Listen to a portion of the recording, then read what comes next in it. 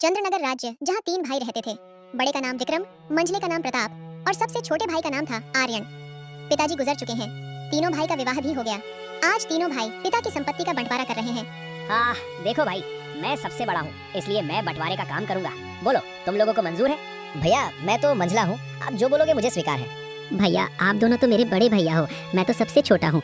आप लोग जो फैसला करोगे मैं उसे स्वीकार कर लूंगा। पिता के जाने के बाद आप दोनों को मैं पिता स्वरूप मानता हूँ। तो फिर ठीक है, सबसे पहले हम खेतों का बंटवारा करते हैं। देखो भाई, हमारे पास 2 खेत हैं और 1 मेड़ है। हम लोग 3 भाई हैं, इसलिए 2 खेत में से 1 मैं और 1 मंझला प्रताप का होगा और बचा मेड़ छोटे भाई यानी कि आर्यन का होगा। अरे वाह, बहुत अच्छा निर्णय है भैया, मुझे मंजूर है। कहो आर्यन, तुम तो चुप हो गए, क्या तुम्हें मंजूर नहीं? नहीं भैया, आप जो कहेंगे वो मुझे मंजूर है। अच्छा तो ठीक है, अब बारी आती है हमारे पिताजी द्वारा लगाए गए आम के पेड़ का। चलो अब आम पेड़ के पास चलते हैं। अब तीनों भाई आम पेड़ के पास आते हैं। आम के पेड़ में 2 डाली है। दोनों डालियों में आम के फल लदे हुए हैं। देखो भाई, ये है आम का पेड़। अब इसका बंटवारा भी कर लेते हैं। देखो, इसमें 2 डाली है और 1 जड़ है। इन 2 डाली में से 1 डाली मेरी होगी और 1 प्रताप की होगी और जड़ आर्यन की होगी। बहुत अच्छा भैया, ये फैसला भी मुझे मंजूर है। आप लोग तो बड़े हो, मैं भला आप लोगों की बात को कैसे टाल सकता हूँ। मुझे भी मंजूर है भैया। अब तीनों भाई घर के पास आते हैं। अब घर का बंटवारा भी होना है। तो फिर ठीक है, अब बारी आती है इस घर की। इस घर में 4 कमरे हैं और 1 छत है।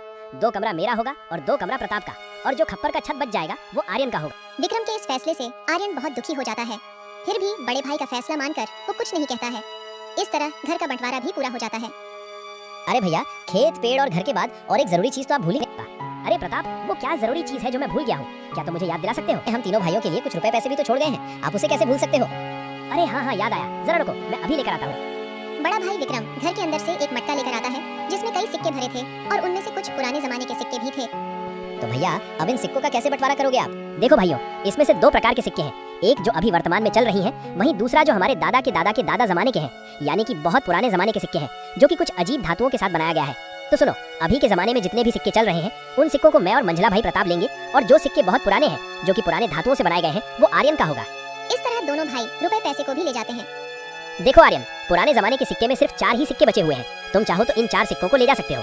भैया आप दोनों तो सारे रुपए पैसे ले लिए, अगर मेरे तकदीर में ये सिर्फ 4 रुपए ही लिखे हैं तो मैं उसे स्वीकार करता हूँ। आर्यन अपने हिस्से के 4 सिक्कों को लेकर घर के अंदर जा ही रहा था कि तभी बड़ा भाई रोक कर कहता है, अरे आर्यन, तू पगला गया है क्या? तूने सुना नहीं? बंटवारा हो गया है। अब इस घर में हम रहेंगे। तुम्हारा हिस्सा तो छत में है, तुमको तो बंटवारा छत में दिया गया है। अब तुम उस खप्पड़ छत में जाकर रह सकते हो। इस घर के अंदर अब तुम नहीं रह सकते। अब ये घर हम दोनों का हुआ। भैया आप ही कैसी बातें कर रहे हो? मैं कहाँ जाऊँगा? मेरा तो अभी शादी हुआ है, मैं कहाँ रहूँगा भैया?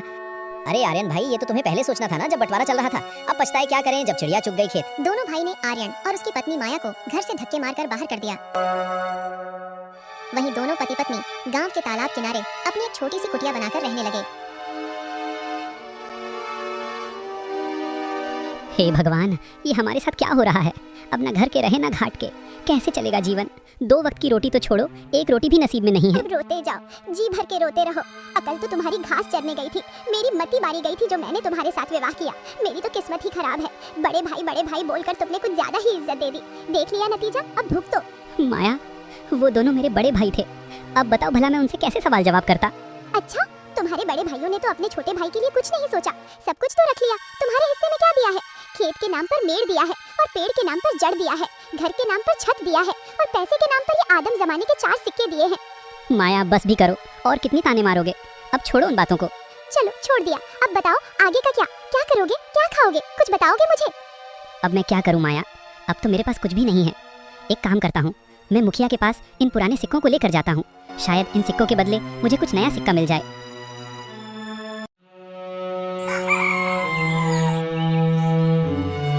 आर्यन बड़ी उम्मीदों के साथ उन 4 सिक्कों को लेकर मुखिया के पास जाता है।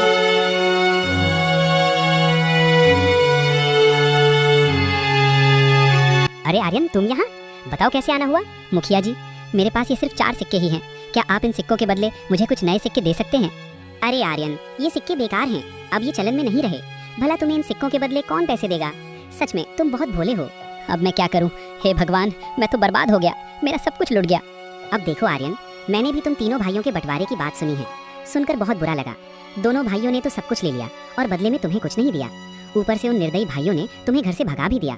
हे भगवान, ऐसा भाई तो दुश्मनों को भी ना मिले। अभी क्या करूं मुखिया जी, लगता है मेरी तकदीर में कुछ नहीं है, मेरा मर जाना ही ठीक है। तुम्हारी दुखी मुझे देखी नहीं जाती। आर्यन पता नहीं क्यों, वैसे तो मैं किसी के ऊपर दया नहीं करता, फिर भी तुम्हारा दुख देखकर मेरे जैसे कठोर दिल भी आज पिघल गया।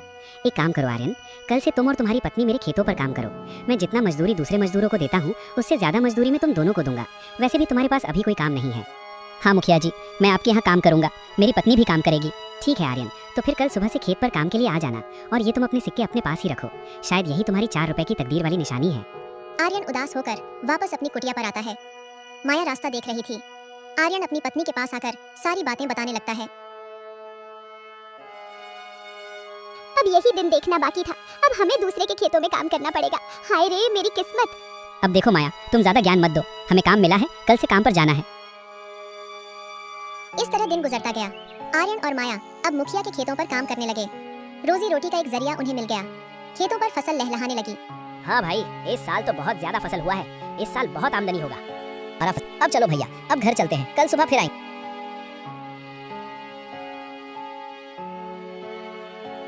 अरे माया देखो, सुबह से दोपहर हो गया है, खाने का वक्त आ गया है, चलो कुछ खा लेते हैं। वैसे आज खाने में क्या है माया? घर में जो भी थी रूखी सूखी सब ले आई हूँ, जाकर ठूसो। थके हारे आर्यन और माया दोनों खेत के एक किनारे में बैठकर खाना खाने लगते हैं। अरे माया क्या हुआ, तुम अचानक खाना क्यों बंद कर दी?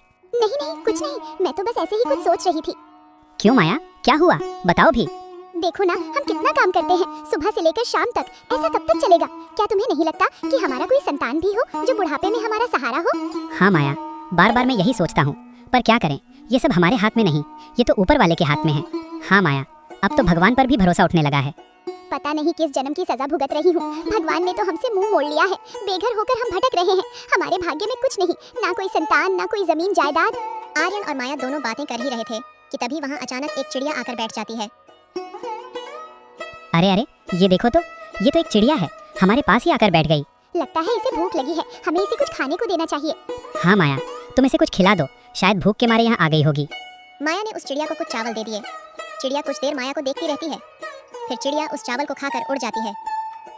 अब चलो माया, घर चलते हैं, शाम भी हो रही है। आर्यन और माया दोनों खेतों पर काम करने के बाद अपनी कुटिया पर चले जाते हैं।